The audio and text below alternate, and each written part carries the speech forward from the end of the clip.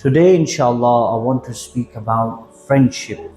Do we choose cool friends or do we choose fool friends? This is my topic today. Allah subhanahu wa ta'ala, He created us as social creatures. We incline towards friendships. Insan is from uns. Insan, he wants to love, he wants to be loved. These relationships, they shape our thinking, and these friendships, they influence our decisions. Nabi Kareem sallallahu alayhi wasallam said, Al-mar'u ala deeni khalili. Person is on the deen of his friend. So you watch who you befriend. Because whoever your friend is, you spend time with your friend, you will adopt his ways, you will adopt his habits. So you will either become better or you will become corrupt. Like Imam Ghazali, he said, if you befriend a greedy person, you will become a greedy person. If you become friends with generous people, then you would become generous as well. And today we see that we listen to our friends more than our parents. Whatever our friends say, we believe them, but we don't believe our parents. Allah subhanahu wa ta'ala, He says in the Holy Quran, Al-akhillau yawma idhin ba'duhum li ba'din aduwwun illa al-muttaqin. Which is the friendship that is going to be forever? The friendship that is for Allah subhanahu wa ta'ala. That's going to stay forever. And the other friendship, that will change into enmity. So even our friendship, it should be for Allah subhanahu wa ta'ala. It should be based upon Islam. It should be based upon the sunnahs of Rasulullah sallallahu alayhi wa sallam. So regarding friendship, regarding who we spend time with, Nabi Kareem sallallahu alayhi wa sallam, he said, Al-wahdatu khayrun min jalisis. It's better to be alone than to be in bad company. Wal jalisu salih khayrun min al-wahda. And good company is better than being alone. Al-mar'u ma'a man ahabba. Whoever you love, you are going to be with them on the Day of Judgment. So we should make sure that we choose the right friends, pious friends. The Prophet sallallahu alaihi wasallam was asked, Ayyu julasa'ina khair? Which majlis, which gathering, which kind of people are the best? And Nabi Kareem sallallahu alayhi wasallam said, Man dhakkarakumullah ru'yatu. When you see them, you remember Allah subhanahu wa ta'ala. Wazada fi ilmikum mantiqu. When they speak, your knowledge about Islam, it increases. وَذَكَّرَكُمْ بِالْآخِرَةِ عَمَلٌ. And when you see their actions, you see their a'mal, then this reminds you of the hereafter. The other day I was walking down Wells Road and I met one brother and he asked me a question. He said to me that, can we do dhikr without wuzu? And I really enjoyed this question. And this brother, mashallah, he's always remembering Allah subhanahu wa ta'ala. So look, I met him and it reminded me of dhikr, reminded me of the remembrance of Allah subhanahu wa ta'ala. I really enjoyed that conversation that I had with the brother. Regarding dhikr, you can do dhikr without wuzu. Dhikr is such an act that even if you're not even paying attention, at least your tongue is in the remembrance of Allah subhanahu wa ta'ala and it's still going to be beneficial. Even dhikr, when your mind is somewhere else, is still going to benefit you. Regarding having corrupt friends, evil friends. If your friend smokes, then this thing, it will come inside you as well. He will say to you, go on, try it. So we need to always make sure that we have pious friends. In the Holy Quran, Allah subhanahu wa ta'ala, He says in the 19th juz, Ya waylata laytani lam attakhiz fulanan khalila laqad adallani an dhikri ba'da idh ja'ani wa kana ash-shaytanu lil insani khadula. Who is this verse about? Uqba bin Mu'ayt. He's saying this regarding himself. He's got this remorse and regret. If only I had not taken that one for a friend. He indeed led me astray from the advice that had come to me. Uqba bin Mu'ayt, he was a leader. He would hold feasts. He would invite people to eat at his home. He invited Nabi Kareem sallallahu alayhi wasallam. Nabi Kareem sallallahu alayhi wasallam said, first you have to become a Muslim. You have to say the Shahada. You have to say La ilaha illallah Muhammadur Rasulullah. So he said this. He was scared, if I don't say this, Nabi Kareem sallallahu alayhi wasallam will leave my house without eating, and this will be humiliation for myself. His friend was Ubay bin Khalf, staunch enemy of the Muslims. He said, how dare you become a Muslim? Uqba said, look, I had to do that. I was in that situation. This Ubay bin Khalf said to Uqba that you go and spit on the face of Nabi Kareem sallallahu alayhi wasallam. And he did this. And this is Uqba bin Mu'ayt who's saying this now. Ya waylata laytani lam attakhiz fulanan khalila. So we have to remember these narrations. La tusahib illa mu'minan wa la ya'kul ta'amaka illa taqi. Who should be our companion? A mu'min. Whose food should we eat? Pious people's food. You know, Khaja Muinuddin Chishti Ajmeri, one day he said to his mom, all these people, they became Muslims on my hand. All these people, they did tawbah on my hands. And you know what his mom said? It's because I never ever breastfed you while being in bewuzu. So I always fed you in the state of wuzu. So we should eat people's food that are always in wuzu, that are pious. This will have an impact on us as well. So my brothers and sisters, we're talking about friendship today. In the Holy Quran, Allah subhanahu wa ta'ala in Surah Tawbah, verse 119, He says, Ya ayyuhalladhina amanu ittaqullaha wa kunu ma'as sadiqeen. O people who believe, fear Allah and be with the truthful, be with the righteous. Allah Allah kiye jaane se Allah na mile. Allah wale hain jo Allah se mila dete. Na kitabon se, nawazon se, nazar se paida. Deen hota hai buzurgon ki nazar se paida. Some people, they say, oh, there are no pious people, there are no mashayikh, there are no peers.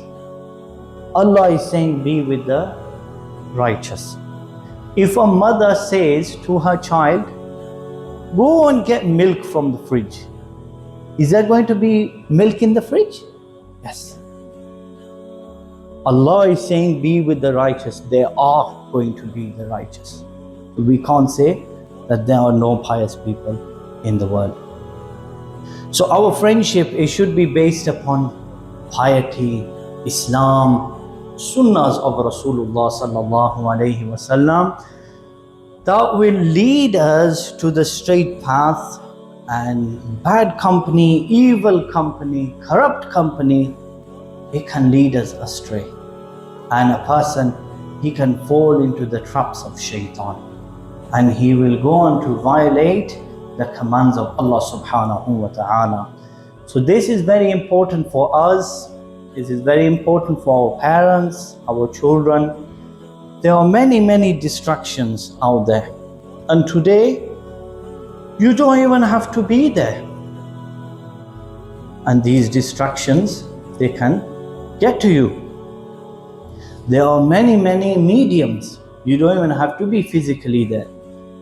We should know who our children are hanging around with. 20-30 years ago, parents, they knew that, okay, our children, they've gone to the school, or they've gone to the park, they're going to play for about 3-4 hours, and then they will be back. We used to play mostly with our mosque friends. So parents knew, okay, our children, they've gone to play cricket and they'll be back. And we used to hang around with our mosque friends. Now, children, they are going online. They have friends online. Parents don't know. Even the children don't know who they are talking to. They're playing PlayStation and they're speaking at the same time. They don't know who they are befriending. The reports, they suggest that average daily screen time is 8 hours and 39 minutes. 91% of UK children own a smartphone by 11. 97% of adults use smartphones. Children aged between 5 to 16, they spend at least 6 hours a day looking at screens.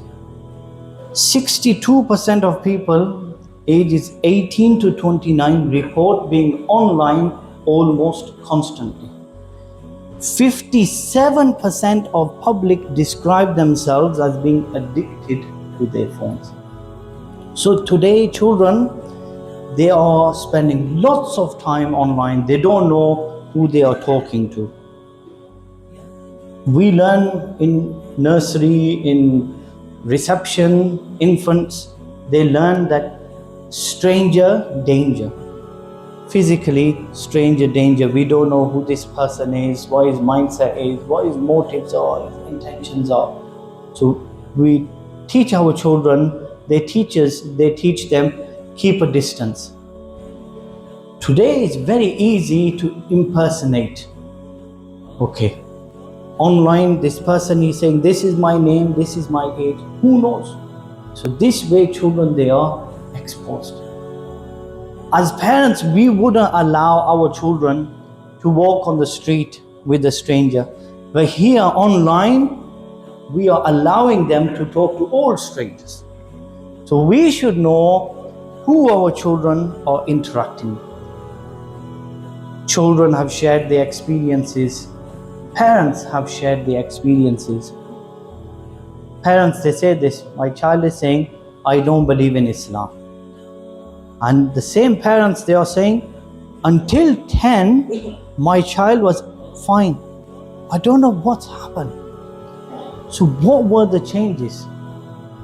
Did you give your children a device? Is your child spending more time on the device now? In his bedroom, with his door closed, all alone? So children, they are influenced in many ways. And one way is social media. Even lots of youngsters, they learn Islam online. And lots of people that become radicalized, they are the ones that are looking for Islam online. The best thing is you have to go to someone. Today it's become too easy now. Sat at home, no pain, no gain. You should go and learn Islam. The Prophet ﷺ, he didn't say to the companions, here, take the Quran and just learn. No. So you have to spend time, you have to go to the pious, you have to go to the ulama. So today we see that children, they are influenced in many ways, and one medium is social media. And then also their peers as well, their friends as well. When children have questions, where do they go? They go online. Or they ask their peers, they ask their friends. Parents are the last they will go to. And this shows our relationship, this shows our bond with our children. Ya ayyuhalladhina amanu taqullaha wa kunu ma'as sadiqin. We have to act upon this verse. Iman, taqwa, and the pious. These go together. We have to preserve our iman. And for that we need taqwa. For us to live upon taqwa, we need the pious. We need the good company. We allow our children to adopt good company. We facilitate this. And we save them from evil company, from bad company. This is the time we give them to answer their questions. If we know the answers, then we give them the answers. And if we don't know, then we have to go and find out the answers. We have to investigate. We can't be dismissive. 20, 30 years ago, our parents, they would say, haram, shaitan. And that was enough for us. Because we didn't have access to all this social media. Children today, they are above us. They are ahead of us because of this access that they have. So because of this, we need to make sure that we don't just give them a one-word answer. We have to educate ourselves. We have to learn, and then we have to go on to give the answers and guide our children. What happens with children is, if they don't get the answer, they're gonna go back to their peers, they're gonna go to their friends, they'll say, my parents are saying this, what do you think? And this is what's happening. And there's a big difference between parents and children. And when we look at the reason, one reason is because we're not spending enough time. So these summer holidays, this is a good opportunity for us to bond with our children, spend time with our children. And this is for our children as well, to spend time with their parents. It works both ways. Sometimes parents want to give time to the children, but the children aren't. Sometimes the children want to give time to the parents, but the parents aren't there. So we need to make sure that we give time to one another. Our children, they are our asset. You know, a person himself, when he dies, he can't perform good deeds. But you know, from the things that will benefit him, one is pious children that will make dua for him. That will be a means of him continuously being rewarded. There are narrations that a person dies, goes in his grave as a sinner, but comes out sinless. Subhanallah. This is why the pious, they say that the grave, the life in the grave, barzakh, this is a blessing as well. So our children, they are our asset. And we need to make sure that we give our time to our children. Our children, they give us time. So the last point I want to share with you is just 2 points we need to keep in mind. Number one, we need to avoid sins. And number two, we need to avoid useless activities. We waste too much time. We need to make sure we avoid useless, futile activities. And how can we do this? By avoiding bad company and adopting pious company. Ya ayyuhalladhina amanu taqullaha wa kunu ma'as sadiqin. So we need to make these holidays into holy days. The couple of weeks we've got left, we need to maximize from these, and we need to strengthen our connection with Allah subhanahu wa ta'ala, strengthen our connection, our bond with our parents, with our children, and this is what will benefit us, and this is what will make our holidays enjoyable as well. The real enjoyment doesn't come from playing FIFA and wrestling and shooting games. The real enjoyment comes from spending time with one another, human interaction, human engagement.